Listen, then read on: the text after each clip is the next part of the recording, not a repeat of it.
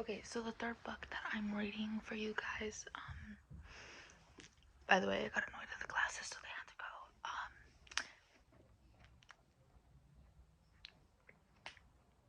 Something cracked. It's American Psycho by Bret Easton Ellis.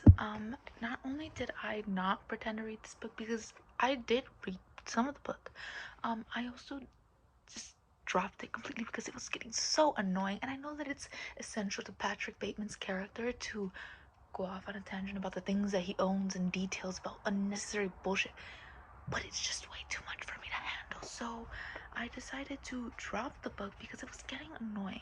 But anyways, I had made a draft of this, and now I want to read the pages I was on before my storage ran out because I have a fucked level of storage. Anyways, you guys will like this chapter. Actually, just drunkenness. When I press for information about the Fisher account, he offers useless statistical data that I already knew about.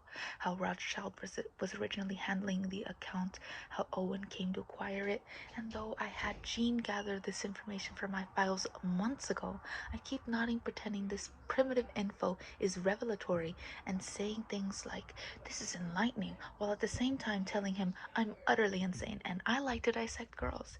Every time I attempt to steer the conversation back to the mysterious Fisher account, he infuriatingly changes the topic back to either tanning salons or a brand of cigars or certain health clubs or the best places to jog in Manhattan, and he keeps guffawing, which I find totally upsetting. I'm drinking Southern beer for the first part of the meal, pre-entree, post-appetizer, then switch to Diet Pepsi midway through since I need to stay slightly sober. I'm about to tell Owen that Cecilia, Marcus Halberstam's girlfriend, has two vaginas, and that we plan to wed next spring in East Hampton, but he interrupts. I'm feeling slightly mellow, he admits drunkenly, squeezing a lime onto the table, completely missing his beer mug. Uh-huh.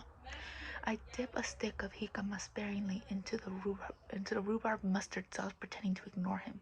He's so drunk by the time dinner is over that I, one, make him pay the check, which comes to $250. Two, make him admit what a dumb son of a bitch he really is. And three, get him back to my place, where he makes himself another drink. He actually opens a bottle of acacia. I don't know how to say that or what that is. I thought I had hidden with a Malazani sterling silver wine opener that Peter Radloff bought me after we completed the Heathersburg deal. In my bathroom, I take out the axe I'd stashed in the shower, pop two 5 milligram Valium, washing them down with a tumbler full of plaques. And then I move into the foyer where I put on a cheap raincoat I picked up at Brooks Brothers on Wednesday and move toward Owen, who's bent over near the stereo system in the living room looking through my CD collection. All the lights in the apartment on, the Venetian blinds closed. He straightens up and walks slowly backwards, sipping from his wineglass, taking in the apartment until he seats himself in a white aluminum folding chair that I bought at the Conrad's Memorial Day sale weeks ago.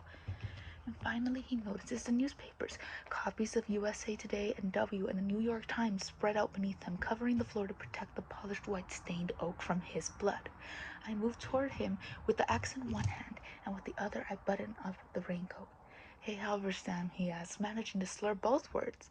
"Yes, Owen," I say, drawing near. "Why are there copies of the style section all over the place? You have a dog? A chow or something?" "No, Owen." I move slowly around the chair until I'm facing him, standing directly in his line of vision. And he's so drunk, he can't even focus on the axe. He doesn't even notice once I raised it above my head, or when I change my mind and lower it to my waist, almost holding it as if it's a baseball bat, and I'm about to swing it at an oncoming ball, which happens to be Owen's head. Owen pauses and says, "Anyway, I used to hate Iggy Pop. But now that he's so commercial, I like him a lot better than." The axe hits him mid-sentence, straight in the face, its thick blade chopping sideways into his mouth, shutting him up. Paul's eyes look up at me, then involuntarily roll back into his head, then back at me, and suddenly his hands are trying to grab at the handle, but the shock of the blow has snapped his strength. There's no blood at first, no sound either, except for the newspapers under Paul's kicking feet rustling, tearing Blood starts to shortly Ooh, blood starts to slowly pour out of the sides of his mouth shortly after the first chop. And when I pull out the axe, almost yanking Owen out of the chair by his head, and strike him again in the face, splitting it open, his arms flailing at nothing, blood sprays out in twin brownish geysers, staining my raincoat. This is accompanied by a horrible momentary hissing noise, actually coming from the wounds in Paul's skull, places where bone and flesh no longer connect. And this is followed by a rude farting sound caused by a section of his brain which, due to pressure, forces itself out pink and glistening through the wound in his face.